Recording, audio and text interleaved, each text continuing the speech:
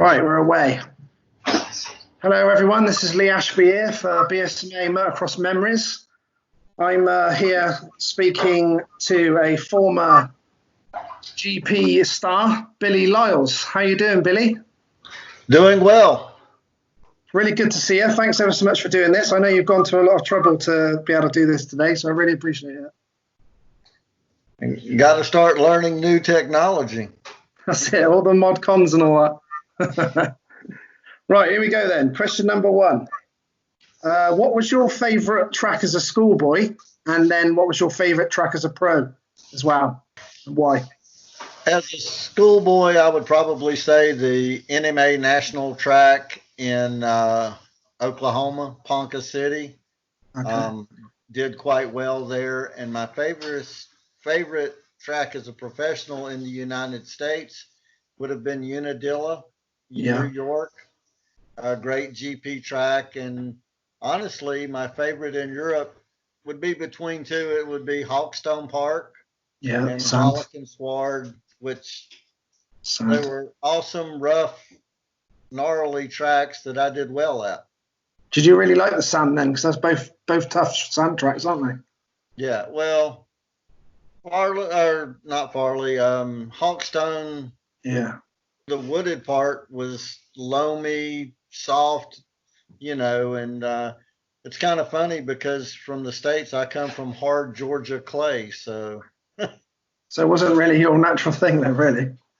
I think to ride those tracks, you have to be stubborn. You have to be able to go fast where the other guy off the main line, where it's really gnarly, rough, not the chosen spot to be in. Yeah. Had to hang out a bit. Right, next question. What riders did you look up to and idolize when you were young, and why? My favorite rider of all time was Bob Hanna. Bob Hanna, Hurricane Hanna.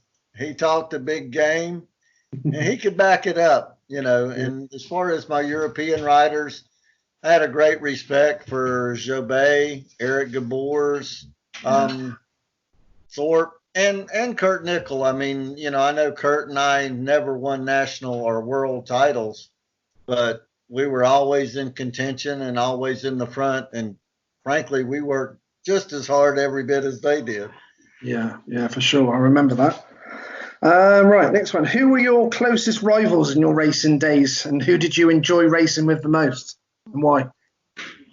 Oh, gosh. I mean, I would say, I was real fond of the European circuits. And, again, it would have to be, between Kurt Nickel, Thorpe, Gabors, and Jobet. And I remember I just watched the other night on the internet, the one from Switzerland where I passed him, Kurt Nickel, on the last lap, the last third of the track, and that was in 1990. Great weekend. I mean, it almost brought tears to my eyes to go back and see that, Some real cool memories that was, wasn't it? It was. Very cool. What was the next one I got here? What was your favorite race bike stroke team that you rode for during your career, and why? I would have to say the Action Workshop with the Hondas. In 92 was probably my favorite year. Yeah. Still with Action Workshop, and went to the 250 class in 93. Yep. It just really wasn't a good fit. I mean, we had a good effort, but just things didn't gel. Yeah. And you can say it's because we were on 250s, we weren't fast. I run top 3 in Venezuela and different places, but I had a lot of bad weekends too, and just everything didn't gel. I mean, it was just every corner you turn where there was some kind of wall. Mm. Did you prefer the 500 bike over the 250? I've always preferred the bigger bikes and the horsepower. I mean, even being a small kid, did a lot of dirt track racing growing up. And I liked the horsepower because you could control a lot the way the bike rode, its characteristics with power. Yeah, yeah. Okay, that's cool. What was your favourite race number, and was there any reason for having it, especially when you was a youngster? Or Um, you know, I'd say my favorite number I think was number 12. Just that was my best year here in the U.S. Um, and there's some others that are up there. Number 33, I like the number 5. yeah, They were all good seasons, but they're all numbers that I liked also. yeah, yeah. I actually raced number 12 as well, so that's cool. Yeah. When I saw that even that in your username for this number 12, and even mine's got number 12 in it as well. Yeah, I saw that. Yeah. What track or venue did you not like racing at, and why? Probably, it was a home track for my sponsors and all, but probably the Citadel in Namur, Oh, just because of the inconvenience of getting from the paddock to the starting line. yeah, The track was fun to ride. I mean, you had asphalt in places and different things. Um, as a track, I liked it, but there were just a lot of things that you had to deal with otherwise that, it wasn't as enjoyable as a weekend. Wasn't as accommodating to the fans as well, yeah, and they're what make our sport. I mean, without them, we wouldn't have a sport. yeah. That's very true. That's very true. What was your favourite racing gear that you've worn during your career, and why? AXO. Uh, just That's, the most that's nice. comfortable, comparable. It worked well, it fit well, and it lasted. I mean, I had a lot of uniforms, and I really didn't go through that many of them. Oh, that was cool, man. So yeah, I remember that. So it was pretty. Looked really smart as well. Did you have any superstitions or anything when and on race days? Did you have particular things you needed to do or anything like that? Not really. I mean, I pretty much was, loaded carbs and hydrated well, starting Thursday, Friday, and all through the weekend. Yeah, Just pretty much a standard regiment, really not too superstitious. yeah, more like a routine, not a superstition. Right. Yeah, cool. Where did you race as a schoolboy racer and the details of it back then? So, what year again? Where did you race as a schoolboy rider, like a youth rider? Most of the time, we were based out of the East Coast part of the United States, Okay. Georgia, Florida, North Carolina, South Carolina, Alabama. I mean, we did quite a bit of traveling because I would ride short track or dirt track on Friday and Saturday nights Yeah, and motocross on Sunday. So a lot of times Friday and Saturday night we were in the Carolinas, yeah. and then Sunday we were back in Georgia. All right, so he was quite busy then with that as well then. Well, Dad owned 3 Yamaha shops, so we had a lot of motorcycles, and at one time probably 8 or 10 dirt track bikes, and as a kid I would ride everything from an 80 to a 350 twin. Bloody hell. There's quite a big change for that as well then. It was fun. Yeah, I bet. Do you still ride now at all? And if you do, what bikes do you currently have and ride? I haven't ridden probably a motorcycle in 10 years. I mean, Yeah, about 2007, I was back with Team Green, just doing some of the vet classes. We had a yeah, plus 30, plus 35, yeah, plus 40.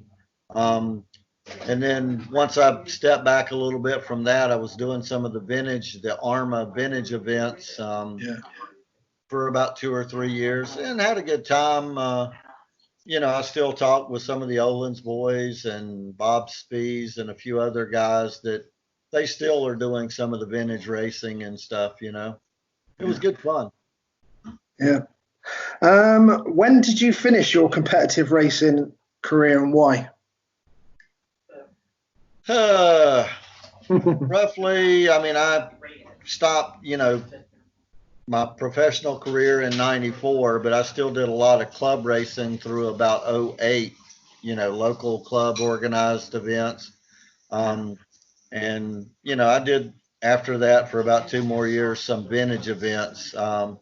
Just Monday mornings, they were getting hard. I mean, I have no ACL ligament in my left or right knee. Oh, bloody Uh, hell.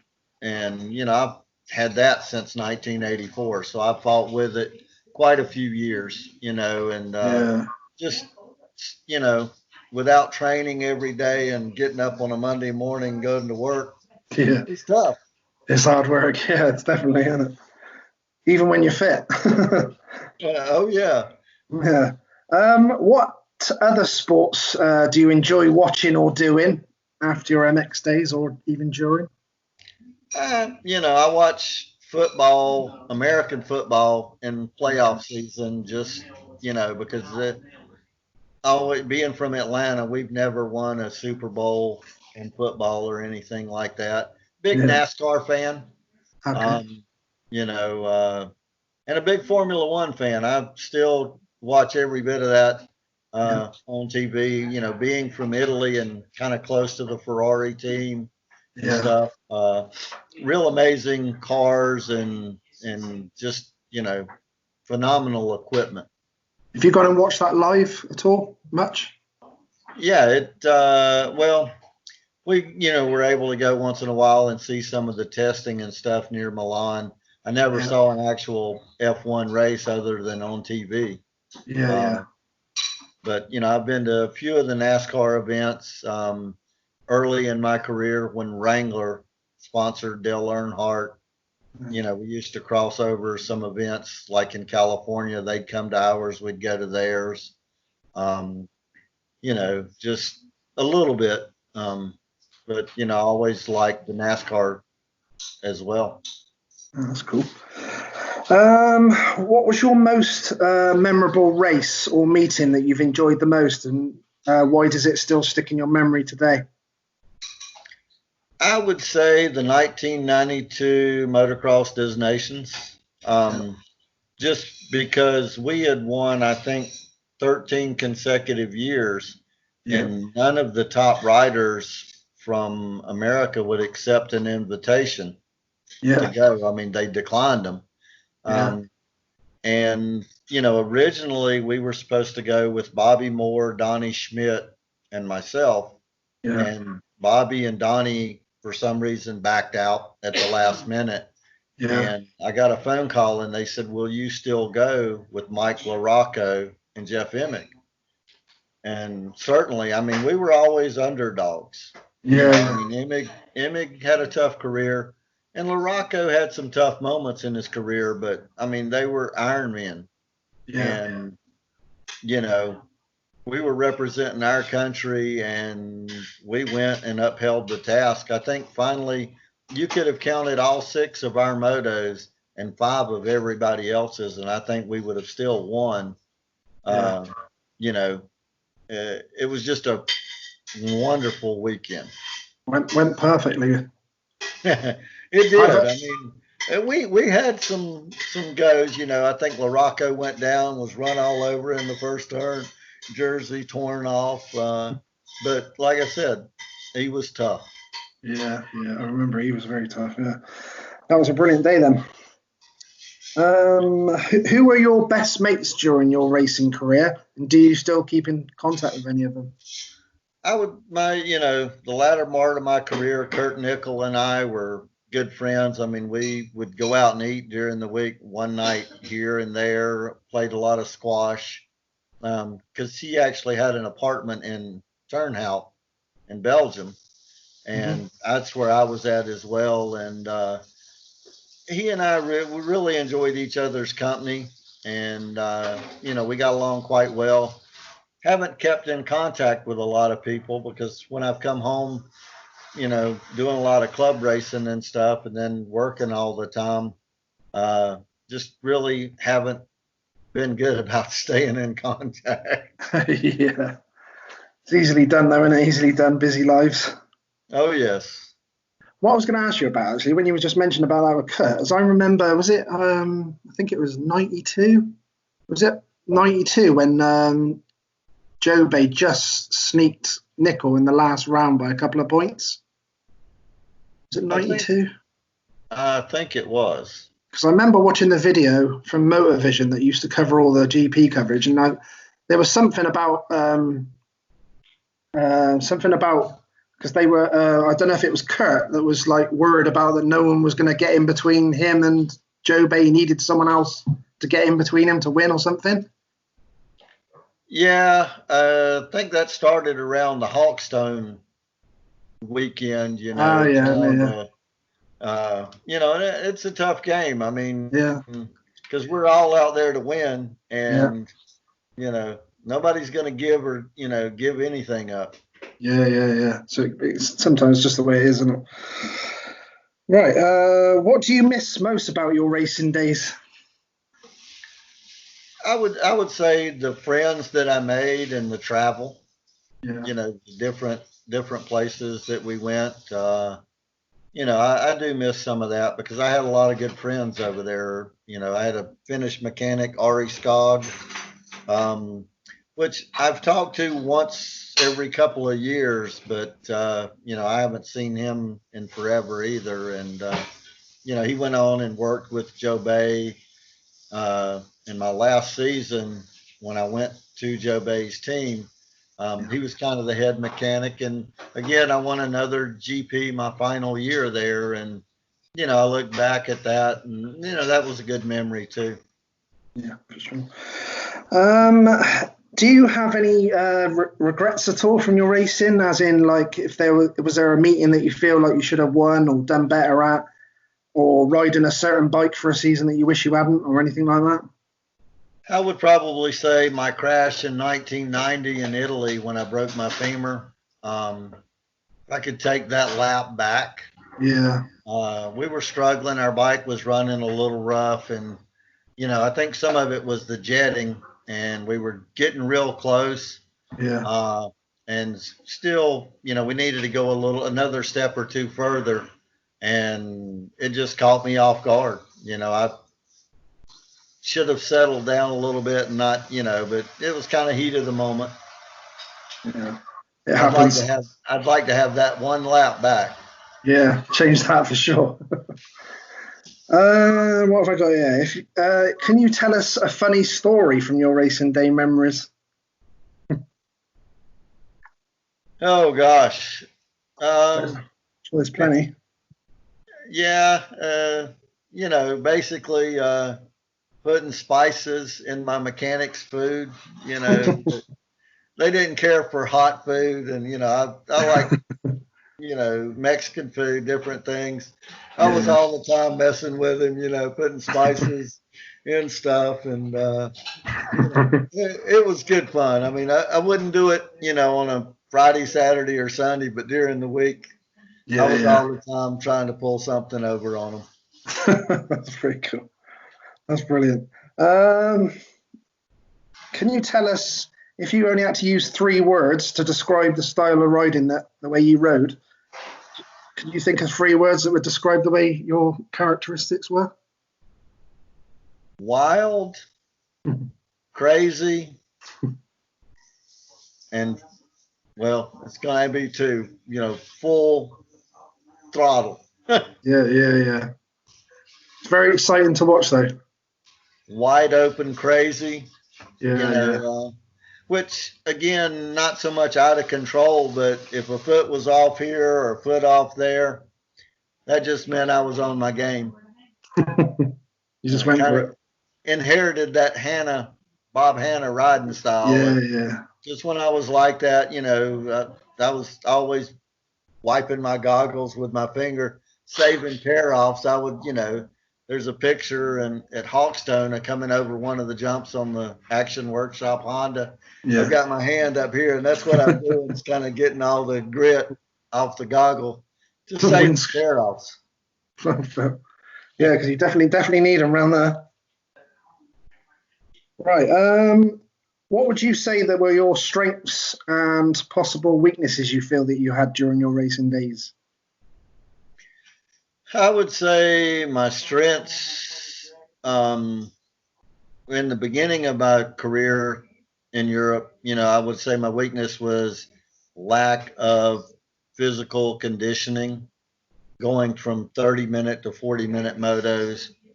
And I would say that was my strength at the end, was the ability to go 40 minutes and 2 laps and do it in the heat. The hotter, the better for me. Yeah. Okay, I'm just going to pause it for a second. That'll be the end of part one because I've got about 6 questions left, but we've just gone 20 minutes. So we'll just stop it for a second, Billy, and then we'll restart it. Thank you very much. Yes, sir.